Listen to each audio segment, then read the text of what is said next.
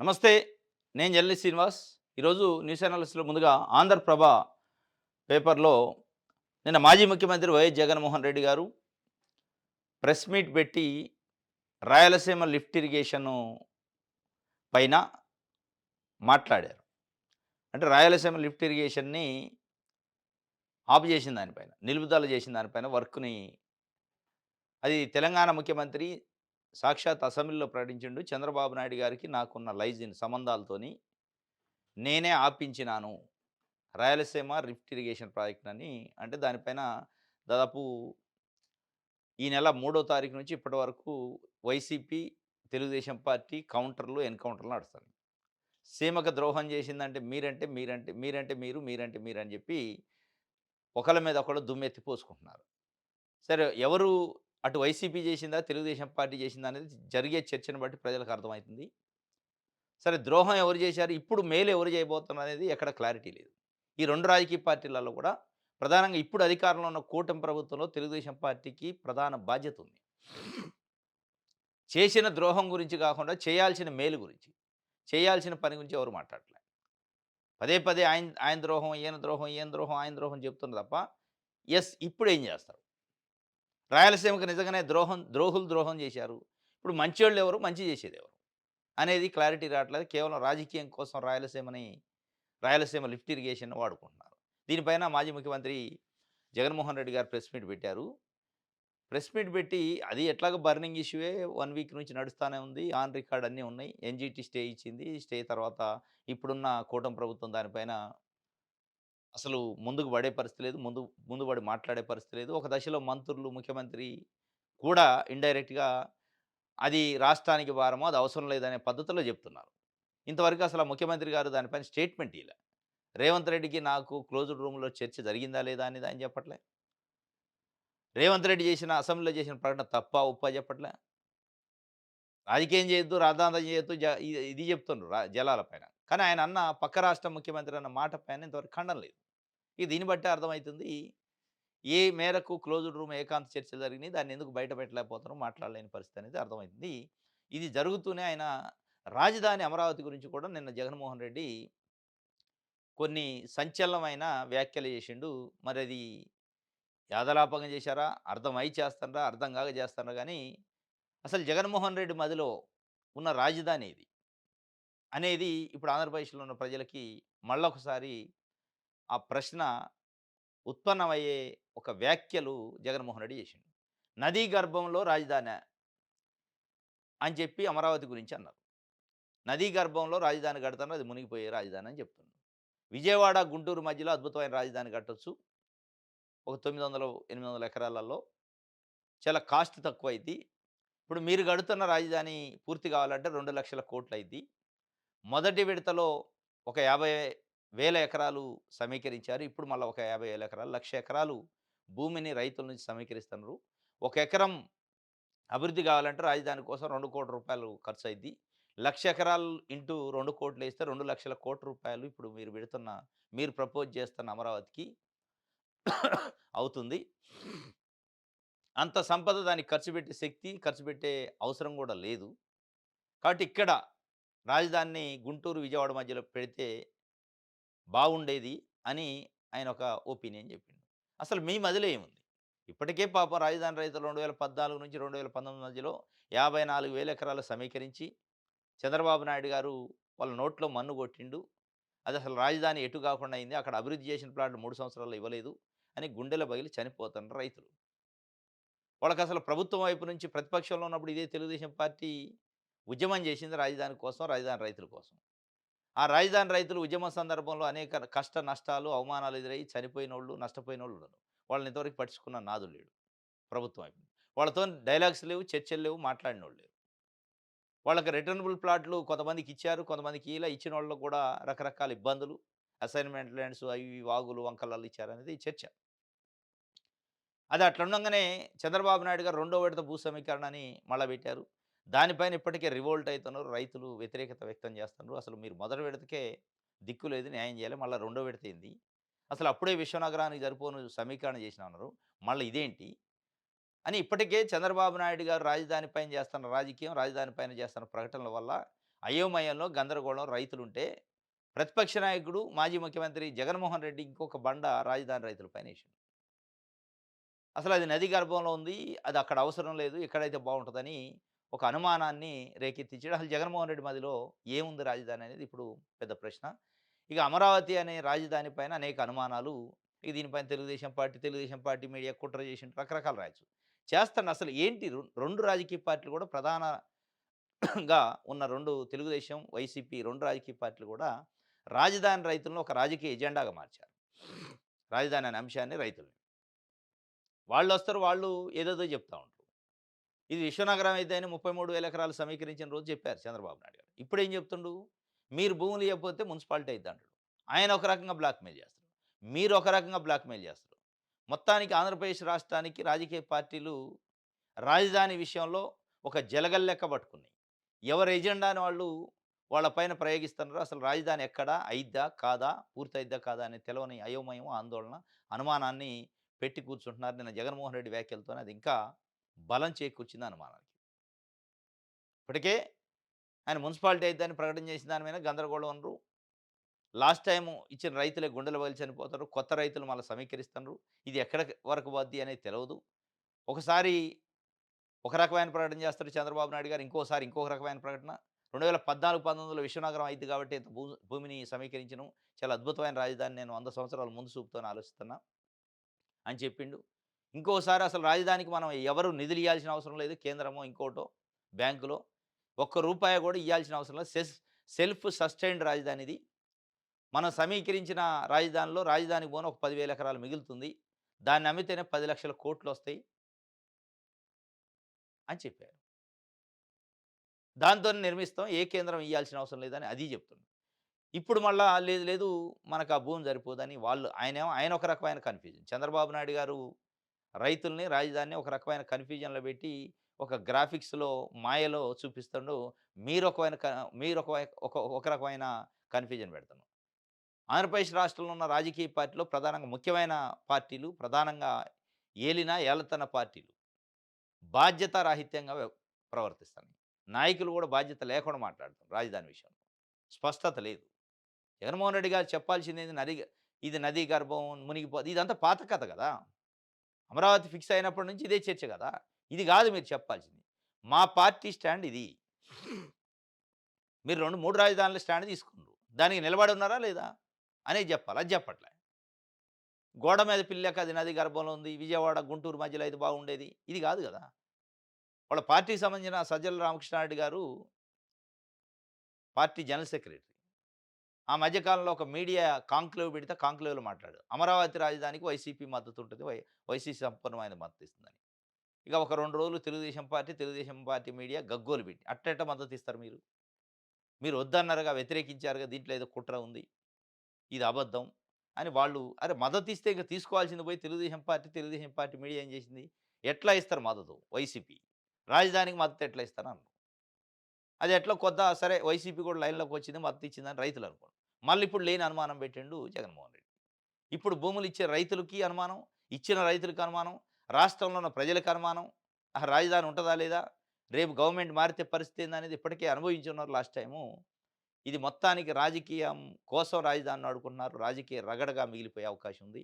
ఇది భవిష్యత్తులో ప్రతి ఎన్నికలకి అమరావతి అనేది, రాజధాని అనేది ఒక ఎజెండాగా మిగిలే అవకాశంగానే కనిపిస్తుంది తప్ప, ముందుకు పోయే అవకాశాలు కనిపియట్లేదు. ఇది నదిలో భవనాలు కడతామంటే ఊరుకుంటారా? తొలి విడత 50,000 ఎకరాల భూ సమీకరణ, ఆ రైతులే విలపిస్తున్నారు. మళ్ళీ 50,000 ఎకరాలు రెండో విడత సమీకరణ, మొత్తం 2,00,00,000 కోట్ల నిర్మాణాలకు అవసరం. ఎక్కడి నుంచి తెస్తారు? చంద్రబాబు బినామీలు భూదందాకే అమరావతిలో రాజధాని. గుంటూరు, విజయవాడ మధ్య నిర్మిస్తే బాగుండేది. రాయలసీమ లిఫ్ట్‌కి చంద్రగ్రహణం, చీకటి ఒప్పందంతో రాష్ట్ర ప్రయోజనాలు తాకట్టు. ఇప్పుడు మీరు తొలి విడత 50,000 ఎకరాలు భూ సమీకరణ, ఆ రైతులు విలపిస్తున్నారు. రెండో విడతలో మళ్ళా 50,000 ఎకరాలు ఎక్కడి నుంచి తెస్తారు? బినామీలు ఇయన్నీ ఒక రాజకీయ విమర్శలు అంతవరకు బానే ఉంది. అక్కడ గడితే బాగుండేది, ఇక్కడ గడితే బాగుండేది, నదీ గర్భం అనే మాటలు ఇదొక రకంగా రాష్ట్రంలో ఉన్న ప్రజలకి ఏం సందేశం ఇస్తున్నట్టు, అసలు మీ మదిలో ఏముందనేది పెద్ద చర్చ. దానికి క్లారిటీ ఇయ్యాల్సిన బాధ్యత, నైతిక బాధ్యత వైఎస్ఆర్‌సీపీ పైనుంది. ఒకవైపు తెలుగుదేశం పార్టీ మేము కడతన్నాం అంటుంది. కట్టట్లేదని ఇప్పటికే విరక్తితో ఉన్న రైతులు.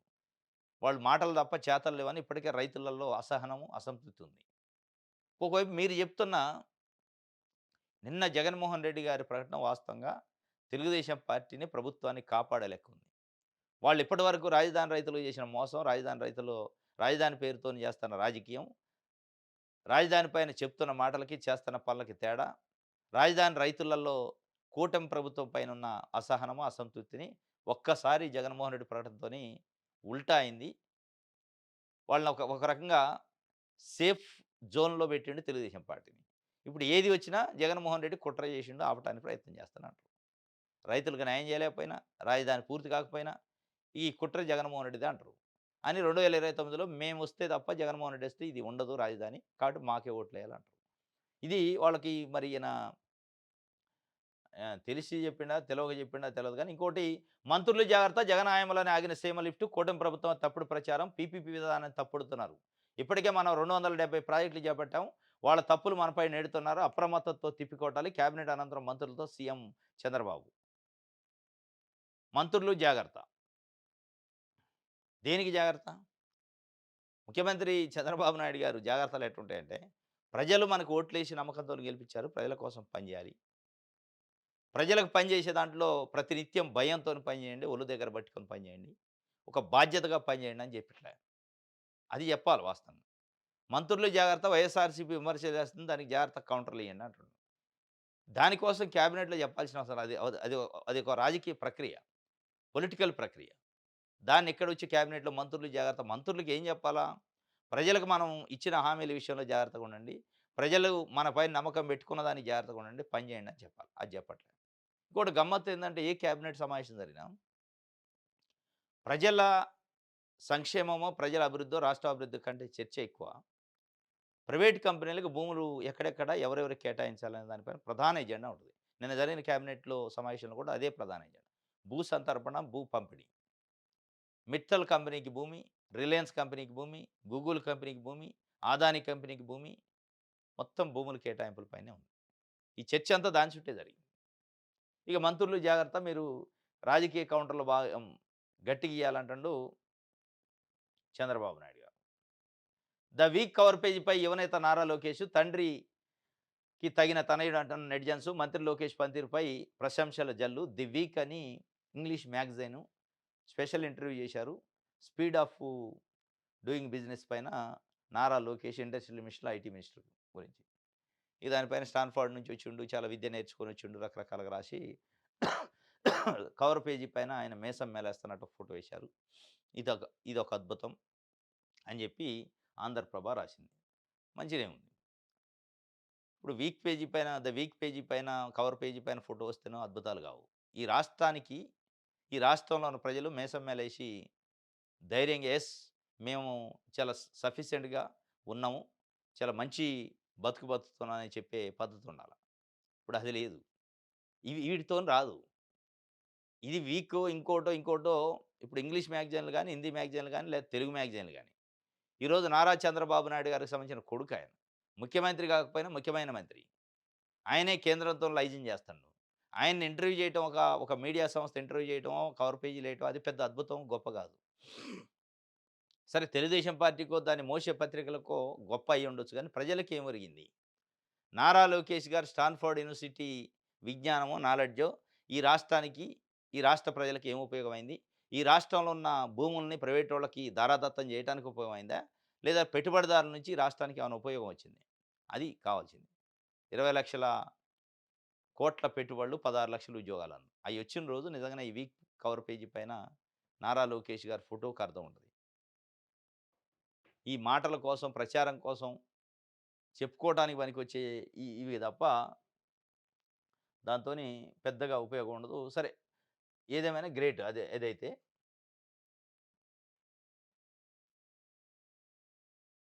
హ్మ్. ఇది ఒక వార్త Prajasakti paper.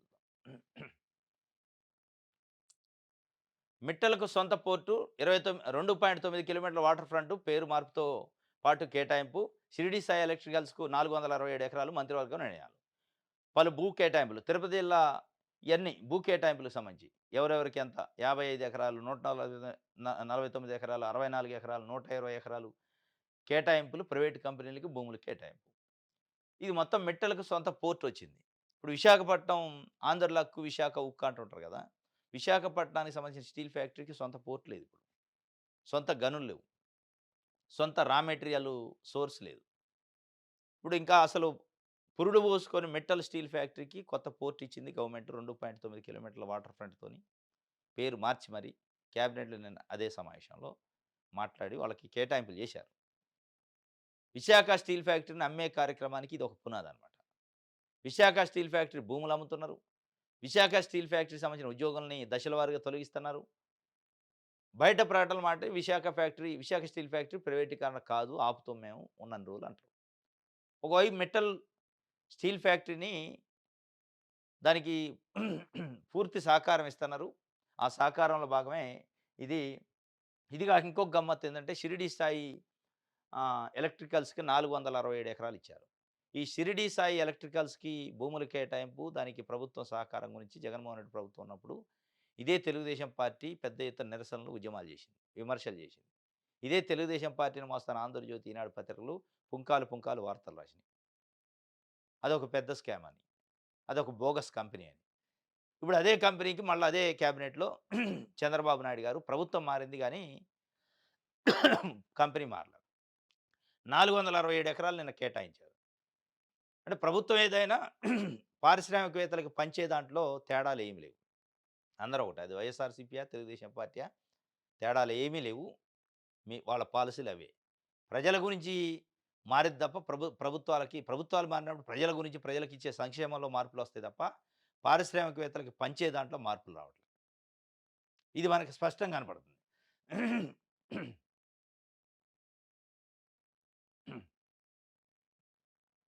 Right.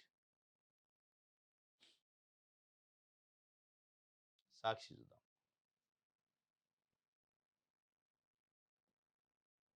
Right. Sanjeevani తాకట్టు రాయలసీమ, నెల్లూరు జిల్లాకు రాయలసీమ ఎత్తిపోతల పథకం ఇన్సూరెన్స్ లాంటిది. ఇలాంటి పథకాన్ని చంద్రబాబు తన స్వార్థ ప్రయోజనాల కోసం తాకట్టు పెట్టారు.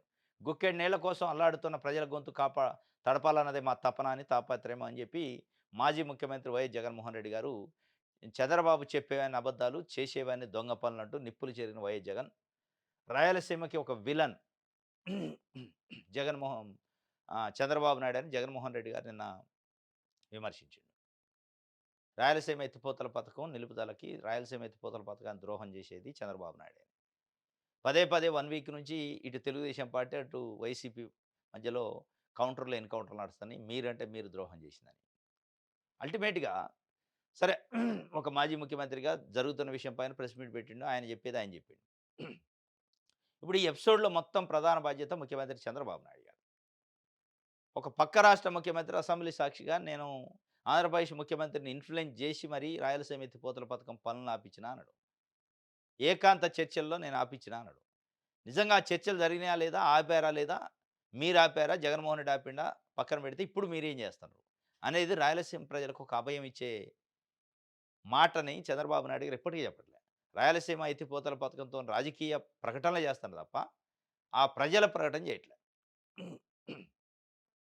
జగన్మోహన్ రెడ్డి మీరు ఆపారంటే మీరు ఆపారు. ఇంకోటి లేతే తెలుగుదేశం పార్టీ వాళ్ళు లేదు జగనే ఆపిండంటే, ఇప్పుడు మీరేం చేస్తున్నారు? 18 నెలలైంది కూటమి ప్రభుత్వం డబుల్ ఇంజిన్ సర్కారొచ్చి. ఆపిండా, జగన్మోహన్ రెడ్డి ఆపిండా, ఎన్‌జీటీ ఆపిందా పక్కన పెడితే, ఇప్పుడు మనం ఏం చేస్తున్నాం, మన ప్రభుత్వం ఏం చేస్తుందని అని చెప్పే ప్రయత్నం చంద్రబాబు నాయుడు గారు చేయాలి. అది చేస్తూ రేవంత్ రెడ్డితోని జరిగిన క్లోజ్డ్ రూమ్ చర్చలో, ఏకాంత చర్చలో అది అబద్ధమా? నిజమా? జరిగితే ఏం జరిగింది? జరిగిన దాంట్లో ఆయన చెప్పింది మీరు ఇన్నరా? ఇప్పుడు జరుగుతున్న ఎపిసోడ్‌ని బట్టి 1 వీక్ నుంచి చూస్తుంటే చంద్రబాబు నాయుడు గారు దానిపైన ఖండించలేని పరిస్థితి చూస్తే నిజంగానే క్లోజ్డ్ రూమ్ చర్చ జరిగినట్టు, నిజంగానే చంద్రబాబు నాయుడు గారికి చెప్పి ఆపినట్టే అనిపిస్తుంది. ఎన్‌జీటీ స్టే ఇచ్చింది. జగన్మోహన్ రెడ్డి అప్పుడు ఆగిందనేది రికార్డు. దాని తర్వాత దానికి కొనసాగింపుగా ఎన్‌జీటీ స్టేని ఎత్తేయపీయటమో, పర్యావరణ అడ్డు అనుమతులు తీసుకోవటమో, దాంట్లో ముందుకు పోకపోవటమో చంద్రబాబు నాయుడు గారు చేస్తారంటే క్లోజ్డ్ రూమ్ చర్చే దానికి కారణమా? లేదు అది కారణం కాదు. నేను ఇగో ఈ ప్రయత్నం చేసినా, ఇదిగో పర్యావరణం అనుమతులు, అటవీ శాఖ అనుమతుల కోసం లెటర్ పెట్టినా, ఇగో లెటర్ అని చూపించే ప్రయత్నం ఏమైనా చేస్తుండా? చేయట్లే. ఇప్పుడు ప్రధానంగా పరిపాలిస్తున్న పార్టీకి బాధ్యత ఉంది. రాయలసీమ ఎత్తిపోతల పథకాన్ని జగన్మోహన్ రెడ్డి ఉన్నప్పుడు ఎన్‌జీటీ ఆపింది. ఇగో మేము పూర్తి చేయడానికి పూనుకున్నాం. మేము దానికి చర్యలు తీసుకుంటున్నాం అని చెప్పే ప్రయత్నం ఎందుకు చేయరు? అమరావతి అనే రాజధానికి క్యాపిటల్ సిటీగా రాజ్యాంగబద్ధంగా పార్లమెంట్ గుర్తింపు లేదు. గుర్తింపు తేవాలని ఢిల్లీ పోయి మాట్లాడారట చంద్రబాబు నాయుడు గారు. రాయలసీమ ఎత్తిపోతల పథకానికి కూడా మాట్లాడారు. అటవీ శాఖ పర్యావరణ అనుమతుల గురించి ఎన్‌జీటీ స్టే ఇచ్చింది సార్. మీరు పర్మిషన్ ఇవ్వకపోవడం వల్ల. మీరు పర్మిషన్ ఇస్తే ఆ స్టే ఎత్తేస్తాం. మేము పనులు కొనసాగించుకుంటాం అని ఎందుకు చెప్పట్లేదు? ఆ చెప్పకపోవడానికి క్లోజ్డ్ రూమ్ చర్చే కారణమా? అనేది ఒక బాధ్యత గల ముఖ్యమంత్రిగా ఆయన సమాధానం చెప్పాల్సిన అవసరం ఉంది. ఇంతవరకు సమాధానం చెప్పట్లే. రాజకీయ విమర్శలు చేపిస్తున్నారు, చేస్తారు తప్ప అక్కడి నుంచి సమాధానం రావట్లే.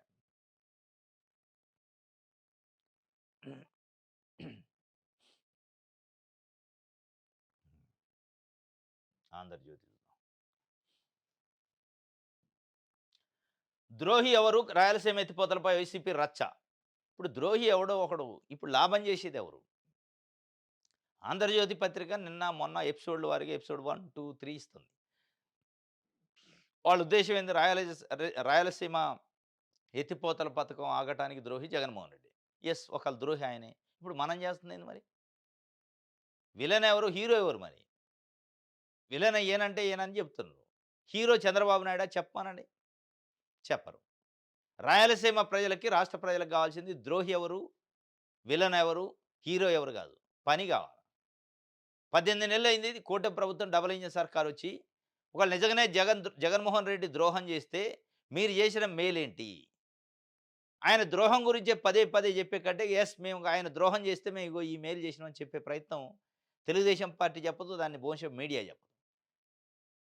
వీళ్ళేదో కొత్త అద్భుతాన్ని కనిపెట్టినట్టు ఇదిగో ఆధారం, అదిగో ఆధారం. ఈ ఆధారాలు, సాక్ష్యాలు కాదు కావాల్సింది. పని కావాలి.